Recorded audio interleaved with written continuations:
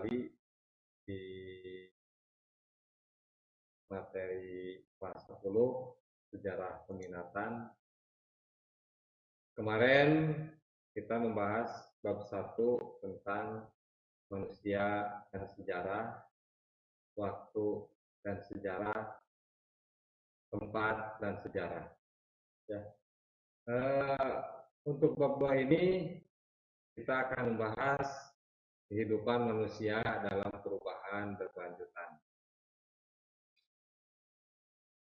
Di kata motivasi sekarang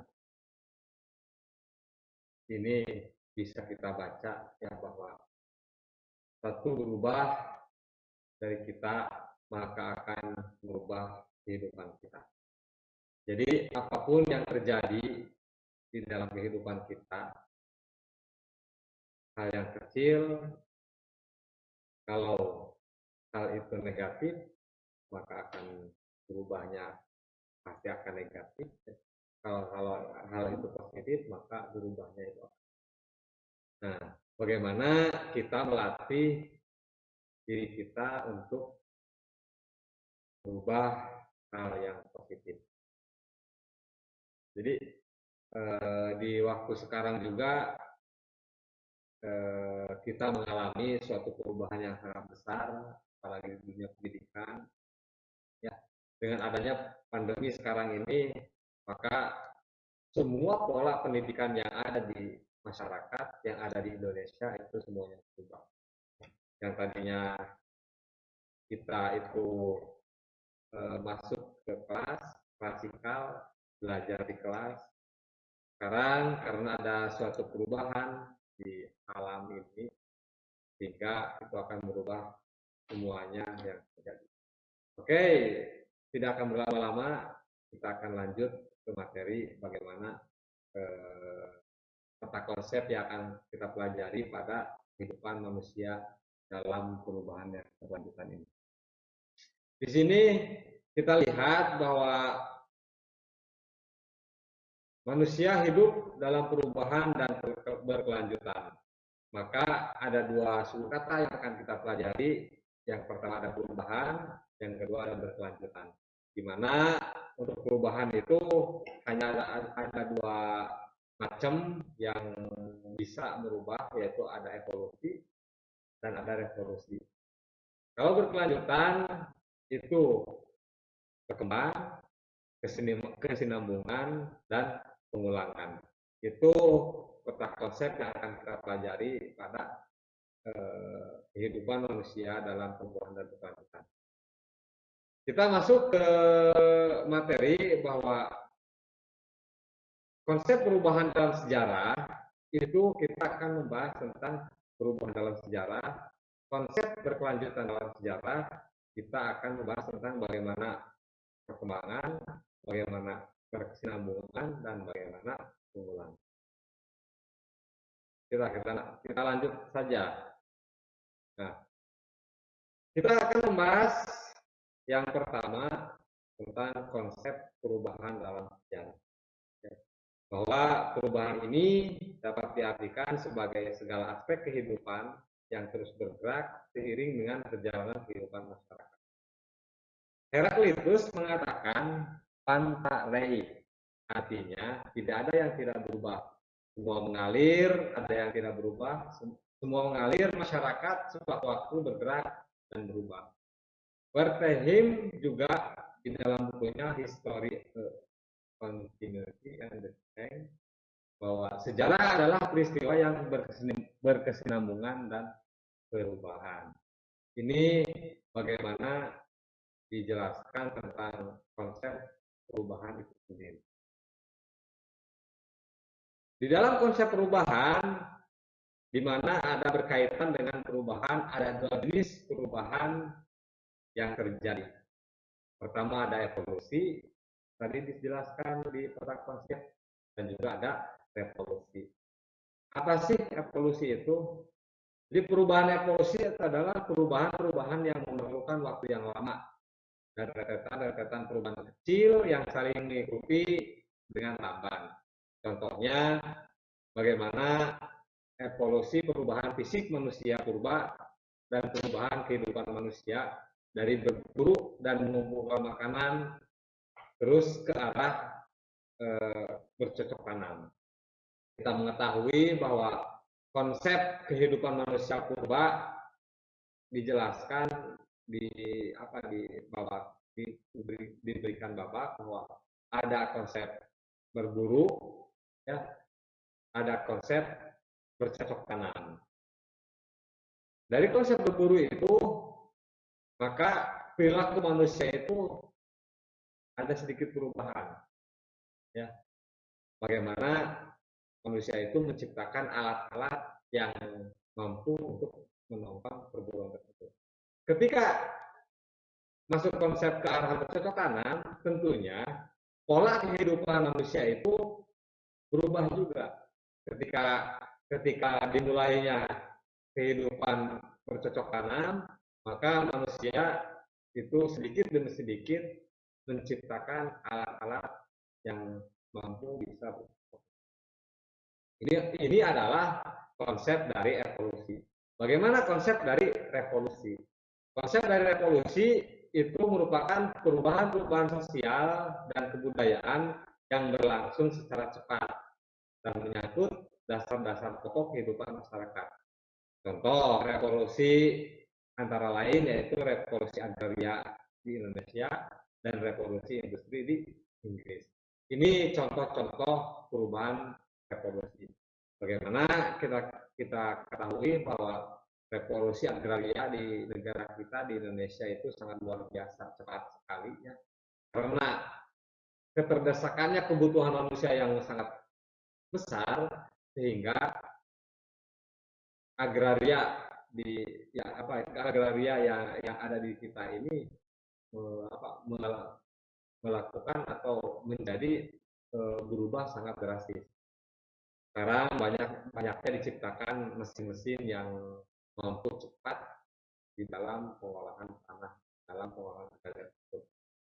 Revolusi industri di Inggris ya, yang utamanya ketika ditemukannya mesin uap, sehingga dari mesin uap itu lahirlah yang namanya lokomotif. Ya. Dari lahirnya lokomotif, maka terciptanya kendaraan kereta api yang mampu menumpang banyak orang-orang, ya, dan juga mampu menumpang banyak barang-barang. Dari situlah maka kehidupan di Inggris berubah, dan bukan hanya di Inggris saja, tapi di dunia pun berubah. Jadi perubahan dalam kehidupan manusia juga ditentukan oleh beberapa faktor, baik faktor internal atau eksternal yang bersumber dari masyarakat itu sendiri, yang menyebabkan terjadinya perubahan sosial, yaitu perubahan penduduk, penemuan-penemuan baru, konflik dalam masyarakat, atau pemberontakan. Kita lihat bagaimana faktor internal di dalam perubahan itu sendiri. Ini merupakan bagian faktor internal, bahwa faktor internal yang mengakibatkan masyarakat itu berubah, yang pertama yaitu dari perubahan penduduk itu sendiri. Ya, adanya penduduk ingin melakukan perubahan. Terus yang kedua, penemuan-penemuan baru, di mana penemuan-penemuan baru itu dibagi ke dalam beberapa hal. Ada discovery, ada invention, ada inovasi. Kita tahu bahwa penemuan-penemuan baru yang terjadi di kehidupan dunia ini mampu merubah kehidupan masyarakat. Ketika kita tahu bahwa dulu ditemukannya bersaudara Wright itu menciptakan pesawat sederhana, ya, yang pada akhirnya di kehidupan sekarang ini perubahannya luar biasa sekali ya. Pesawat yang kita lihat sekarang ini luar biasa ya. Terus ketika listrik juga ditemukan ya, Alpha Edition lampu ditemukan, maka bagaimana sekarang itu kehidupan dunia itu berubah ya. yang dulunya gelap gulita, dengan Alpha Edition ada inovasi sehingga dunia sekarang ini walaupun malam itu luar biasa, terang benerang oleh lampu-lampu. Itu diakibatkan dari apa? Dari penemuan baru. Selain penemuan-penemuan baru, faktor internal yang terjadi akibat perubahan itu adalah konflik dalam masyarakat. Ya, tentunya konflik dalam masyarakat ketika terjadi peperangan, ya maka tentunya akan merubah kehidupan masyarakat. Yang keempat, dari faktor internal dari perubahan itu adalah pemberontakan. Jadi ketika di dalam masyarakat ada yang tidak sesuai dengan keinginan sehingga terjadi pemberontakan, maka dari pemberontakan itu akan melahirkan perubahan-perubahan pola kehidupan di masyarakat. Terus kita masuk bagaimana sih faktor eksternal, faktor dari luar yang mengakibatkan terjadinya perubahan kehidupan pada manusia. Yang pertama, faktor alam. Kita sangat jelas sekali bagaimana faktor alam mampu merubah kehidupan manusia. Jadi faktor alam itu ada positif, ada negatif. Ketika faktor alam itu positif, ketika alam menyediakan keindahan-keindahan yang luar biasa, panorama alam yang biasa, sehingga masyarakat di alam tersebut akan berubah apa? Dijadikannya sebuah pusat wisata, maka kehidupan manusia itu tentunya akan berubah. Ketika faktor alam itu menyediakan tanah-tanah yang subur, ketika faktor alam itu menyediakan lahan-lahan yang luas, maka sudah tentu manusia akan berubah kehidupannya, ya akan menjadi seorang petani tentunya di masyarakat tersebut. Bagaimana faktor alam yang menjadi manusia itu berubah? Hal yang negatifnya, contoh ketika bencana, ya. Ketika bencana tsunami terjadi, kita tahu 2004 di Aceh, Aceh lulu lantah. Nah, ketika Aceh lulu lantah, tentunya ada perubahan pada kehidupan manusia, ada traumatik dan ada hal-hal yang lainnya. Ketika gunung meletus juga sama, akan ada perubahan pola kehidupan masyarakat. Hal-hal yang berkaitan dengan bencana alam itu pasti akan merubah kehidupan di masyarakat itu sendiri.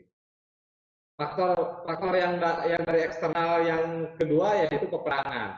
Sudah jelas bahwa peperangan akan mengakibatkan perubahan kehidupan masyarakat yang sangat besar. Ya, kita bisa berpikir bahwa kalau terjadi peperangan di suatu negara, tentunya masyarakat baik sosial, ya baik keamanan ataupun ekonomi itu pasti akan berubah. Yang ketiga, perubahan dari eksternal itu adalah karena pengaruh kebudayaan masyarakat lain. Jadi pengaruh kebudayaan masyarakat lain dibagi ke dalam tiga. Yang pertama ada hubungan primer, ada langsung, ada sarana komunikasi massa, ada dua kebudayaan bertemu saling mempengaruhi. Itu faktor-faktor eksternal yang mempengaruhi perubahan kehidupan manusia. Jadi secara singkatnya, perubahan yang terjadi pada masa lalu itu akan mempengaruhi kehidupan masa kini. Perubahan tersebut meliputi berbagai aspek kehidupan manusia seperti sosial, politik, ekonomi, budaya. Masa lalu merupakan masa yang telah dilalui oleh suatu masyarakat, selalu berkaitan dengan konsep-konsep dasar berupa waktu dan ruang. Jadi dari pernyataan yang tadi bahwa perubahan yang terjadi pada masa lalu itu akan mempengaruhi kehidupan masa kini. Ya, banyak sekali ketika zaman-zaman dulu manusia dengan inovasinya, dengan hasil karyanya itu mampu merubah kehidupan masyarakat sekarang. ketika komputer pertama ditemukan waktu dulu, ya. Dan sekarang bagaimana luar biasa, ya, teknologi informatika berkembang pesat, ya. Kalau dulu kita hanya bisa mengetik hanya pakai DOS, yang pakai kaset, pakai itu. Pada sekarang sudah teknologinya sudah luar biasa. Ketika alat komunikasi handphone, Alexander Graham Bell menemukan alat komunikasi yang sederhana. Tapi kita lihat sekarang di masa di kehidupan masa kini, bagaimana alat komunikasi itu super canggih, ya, eh, luar biasa. Dari mulai media sosial apapun, manusia bisa mengetahui informasi yang tepat, ya. Bagaimana perubahan secara evolusi dari hal-hal yang kecil yang terus berkaitan sampai sekarang yang luar biasa, ya. Ketika alat komunikasi hanya bisa SMS saja, ya, hanya bisa SMS, dan tulisannya hanya lokal manual seperti itu. Tapi sekarang lambat laun teknologi berubah, berevolusi, sehingga pesan teks yang bisa kita terima itu sudah bermacam-macam. Itu makna dari bagaimana perubahan masa lalu itu akan mempengaruhi perubahan masa kini. Jadi itu anak-anakku kelas 10 tentang perubahan dalam kehidupan manusia, ya, bahwa ingat, ketika kita berubah maka kehidupan kita pun akan berubah. Jadi yang harus kita perhatikan bagaimana perubahan kehidupan kita ini adalah perubahan kehidupan yang menjadi positif. Itu saja materi yang bisa saya sampaikan. Nanti kita akan lanjut ke berkelanjutannya, ya. Mudah-mudahan bermanfaat. Kurang lebihnya mohon maaf. Assalamualaikum warahmatullahi wabarakatuh. Awas anak-anakku, jangan lupa subscribe, like, dan komennya. Oke.